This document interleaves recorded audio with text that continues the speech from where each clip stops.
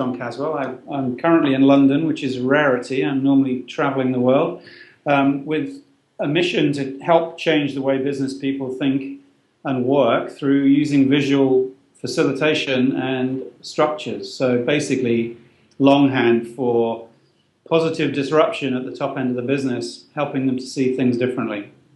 And that's everything from strategy, vision, transformation, change. My favorite disruptive hero is Steve Jobs. Not because that's an easy answer, but because I think he was not afraid to piss people off.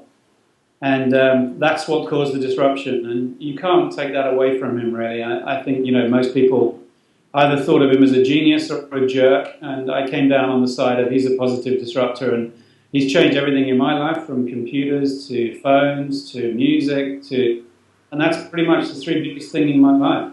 Everything I do now is governed by my Apple product. I'm either talking on a phone, I'm speaking through it now, I'm on a computer, I listen to music differently now, and that's such a big part of my life. He literally has done everything I've set out to do, which is to change the way people think and work. I now think and work differently because of the products that they created.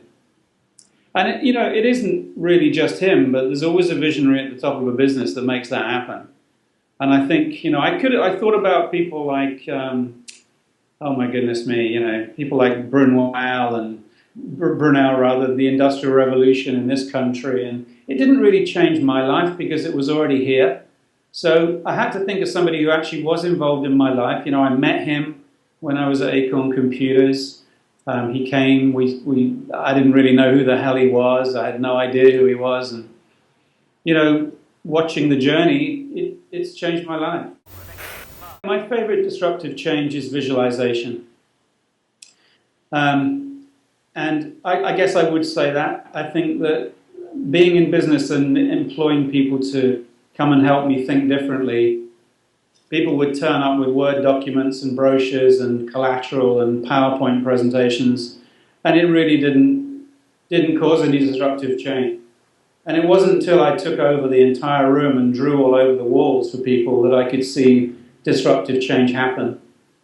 And I've made my business off the back of that. So it's been a massive change, and I've seen it work. People own the wall. People own the output of their thinking process in a way that they don't do if they just sit and talk. So if I was drawing on the wall now about this conversation, it would be a more memorable conversation. It's a positive, disruptive change, right? It's a small one. There are many others, but the one that's affected me most, I've seen it change people's minds. So suddenly they can see what they've always thought they thought isn't what they really meant.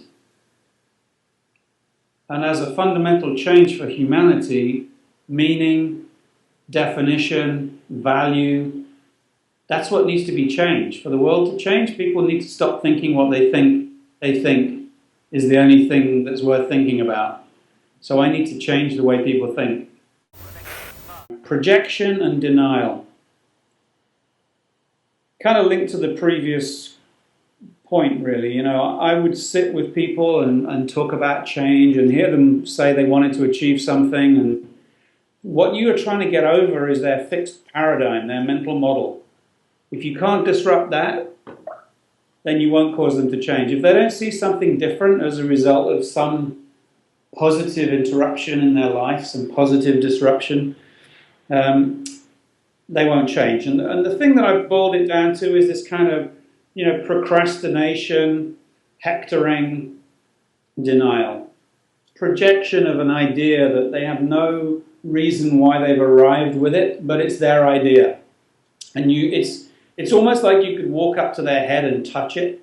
It's so palpable. You could kind of poke around in there, you could feel this thing, and you go, what is that? Oh, that's my projection. And you go, let's just have a look at that. And you sort of pull it out of their head, put it on the table and go, that's crap. And they go, oh yeah. And so it's kind of, everywhere you go, you see people and this invisible thing that they've kind of fed and watered all their life. Projection and denial at the same time. So yeah, so I'm a warrior for cutting down projection and obnoxious denial with my Apple products.